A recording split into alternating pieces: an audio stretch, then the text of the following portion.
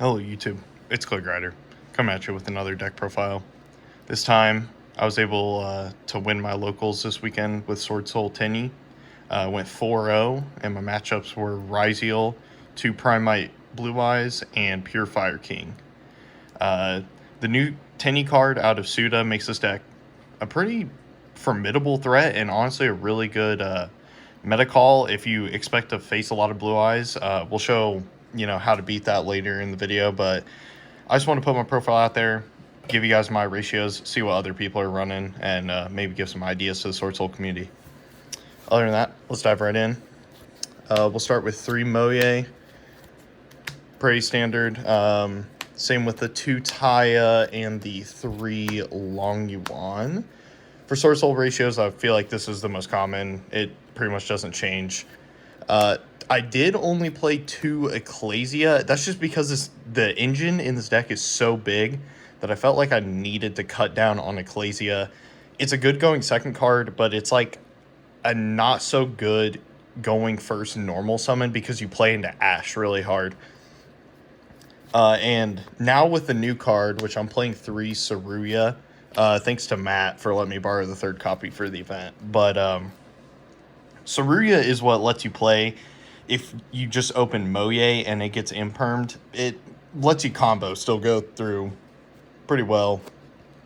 I did try a build where I only played 2 Saruya, and this was a 3rd Ecclesia, but I really found that having this in hand is almost mandatory with how many hand traps are being played this format. So I think going forward, I'm going to keep it at 3. Same with the 3 Ashina. It's, probably the best Tenyi name originally before Saruya came out. I did have to cut down to 2 Vishuda.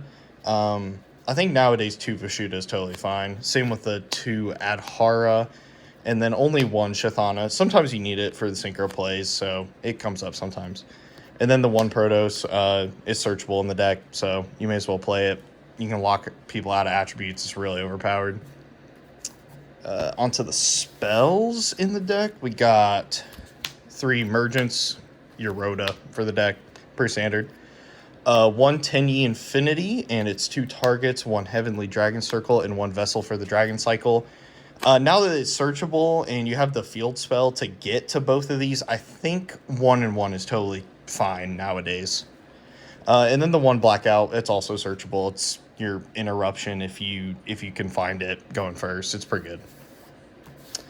And for hand traps, I played 3 Ash Blossom, 3 Droll Lockbird, only 2 Nib, and then 3 Imperm. The non-engine room is pretty tight for a modern deck, so being able to get 11 hand traps, I wanted to fit Talent in, but with how good Droll is into Fiendsmith and Pure Ryziel and other decks like that, I figured I may as well main it, and then we can side in Talent if we need to have a good card going second. For the extra deck, we got 1 Yazi. Never came up during the tournament, but it's always a nice option if you need it. 2 Baxia is pretty standard. They're not once per turn, so sometimes you go through 2 in a turn. It's also pretty crucial in making the Chow Fang play, which is very important nowadays. We have 2 Chi-Shao. This is pretty standard. You could maybe even argue cutting this down to 1 nowadays, and this extra deck is pretty tight. But I mean, I always liked playing 2 for the longest time, so I think I'll just keep it at 2. 1 Mula Adhara. It's a new Tenyi. It's a good card. It's not super crucial to go into, but if you got no other play, like it's okay going down this line. 1 Draco Berserker, just a solid, good level 8 synchro. The 1 Chow Fang. This is how you beat the Blue Eyes deck nowadays. You also just threaten to make it if you think they have Nibiru. So you go the whole Baxian line, and then you pop your Monk to bring back Adhara. And basically they have to nib you, or they're going to have to open Imperm or Valor plus Nibiru if you get to this, because you're going to shut off all their light monster effects. This was really crucial in all my matchups today. I'm so glad that This card has become super relevant again now that we don't have like a Baron for an Omni Negate to stop the Nib. For level 10, it's just one Changing and one Sinister Long One. I feel like I actually made Sinister Long One an insane amount during the tournament. His interruption is just really powerful, this format, being able to just banish on special summon and on a spell trap activation. And for the links, we got 3 Monk. You could cut one of these for like Typhon or SP Lil Knight if you really want to, but there's games in the past where it's come up where I needed all 3 Monks, so I decided to keep it at 3. 1 Shaman. It's a very standard link in this deck. I think pretty much you should always run at least 1 Shaman. Sometimes you need to reborn something to keep going through an interruption or something like that. And then the last card, the Sashahara. I cannot say this card's name to save my life, but this card's really good off the summon of off your new Tenyi. It gives you like protection. It can summon a token, which you can either pop for like Blackout or the new field spell. It's a really good option. It sucks that you gotta take 4k damage to summon it out, but it's got good utility for sure. And on the side deck, I played 3 Lancia. I mean, it's against Malice. It came up. I drew Lancia in the Malice matchup. I won. Thank you. And then we got 1 talent.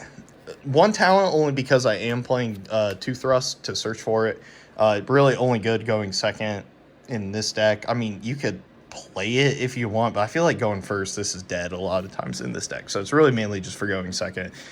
Thrust has got a couple good targets in this deck, especially like Emergence if you really need to get going, or Vessel. There's a couple good options that you can search for it.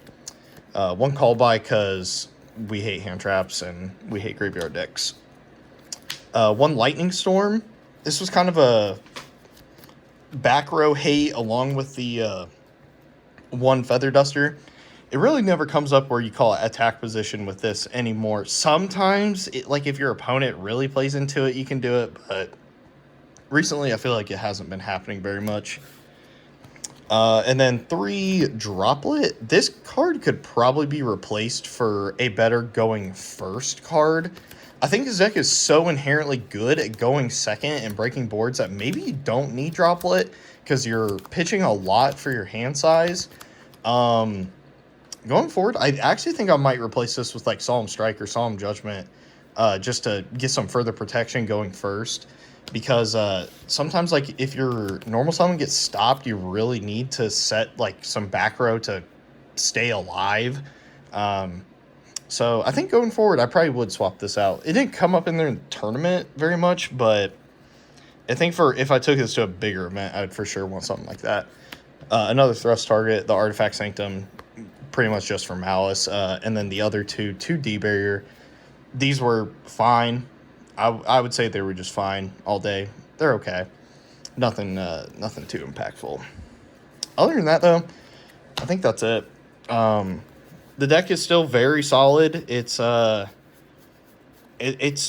always be like one of my favorite decks. Even though it's so simple, there is a lot of complexity in some of the lines and how you can navigate those lines optimally, how you can play around your opponent's interruptions.